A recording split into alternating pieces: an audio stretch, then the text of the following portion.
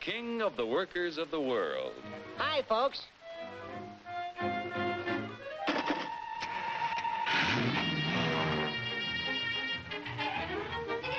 Joe's the king because he can buy more with his wages than any other worker on the globe.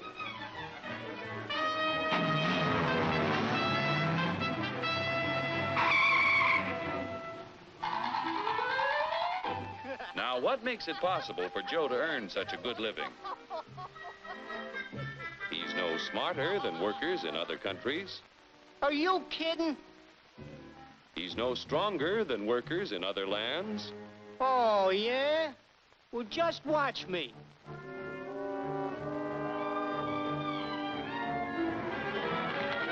Ow!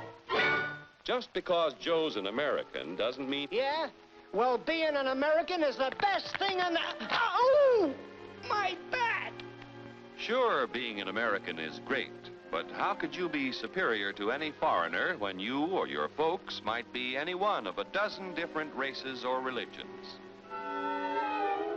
So, if you're no Superman, it must be the American way of doing things that makes you the luckiest guy in the world. I don't think I'm so lucky. You don't? Well, let me show you.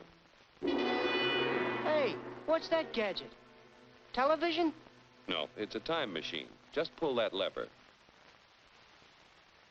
You'll see how people worked 100 years ago.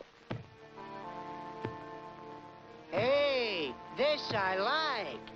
Oh, that's too far back. Try again. We want to stop at 1850. Who's the character? That's your grandfather, Joe. Oh. He had to work 69 hours a week to earn a living because he had only inexpensive hand tools and his own strength to help him make things. Your grandfather was a powerful man, yet his strength equaled only 1/10 of a horsepower. You have hundreds of horsepower in this costly giant of a machine to multiply your strength and efficiency 1,000 times. This makes it possible for you to earn more than any worker in history.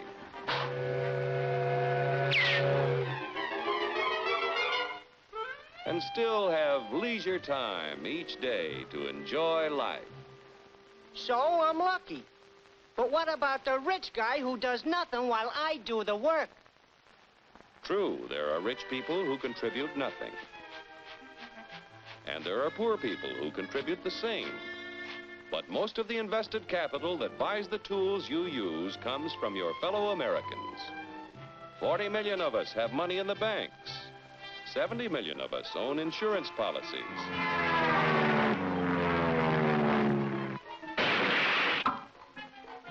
Over 15 million of us invest savings in corporation stocks and bonds, which help to finance industry. Each year, the people of America invest billions of dollars to create new plants and equipment. This invested capital buys the tools which make a man's labor worth more because he produces more.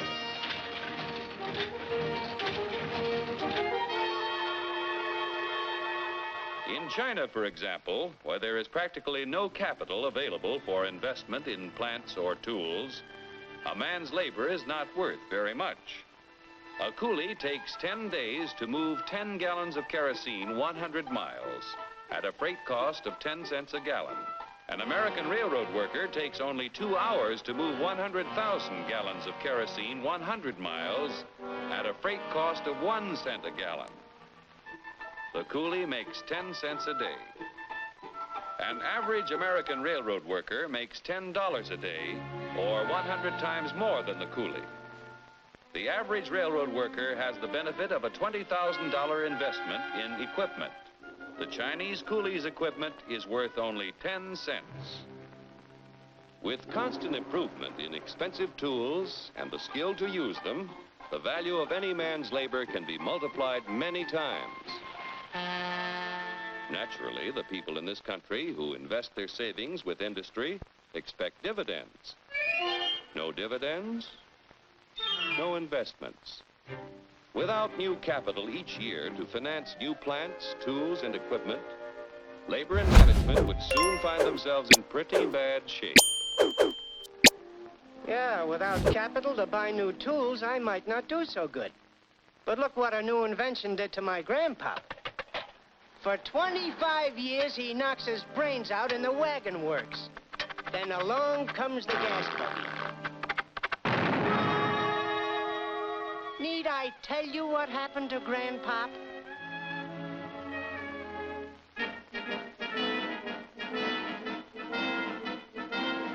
The history of our country proves that new inventions create thousands of jobs for everyone they displace.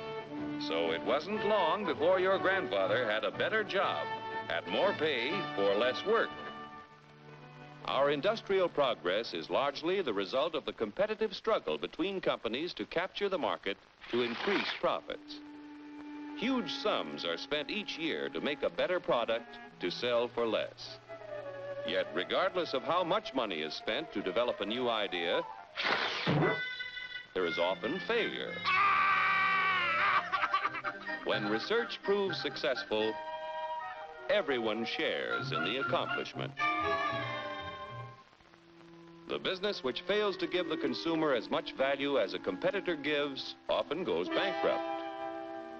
However, on a national scale, competition gives the greatest good to the greatest number by continually producing more and better goods at lower prices.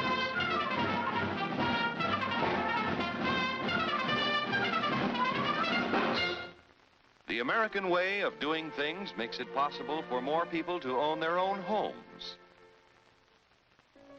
We're only 7% of the world's population, but we have 50% of the radios.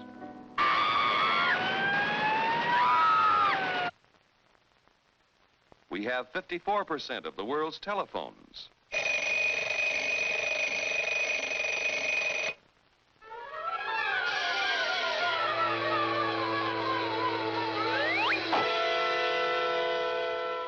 Americans own practically all the refrigerators in existence to give them plenty of ice quickly and easily.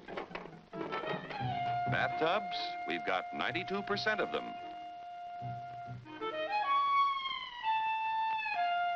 Most of us have the leisure time to enjoy the peace and quiet of the beautiful countryside as we drive about in 72% of the world's automobiles. I told you to turn at the last corner. You don't eat it. You eat it. I don't like it. I want a candy bar. Under the protection of our freedoms, American labor, management, and capital, the greatest production team in the history of mankind, have made the United States the industrial master of the world. Capital must continue to provide industry with the funds to create new tools and plants. Labor and management must continue to increase the production of better goods at lower prices so that more people will be able to buy the things that make life easier and happier for all of us. Then Joe will continue to be the king of the workers of the world. You said it, brother.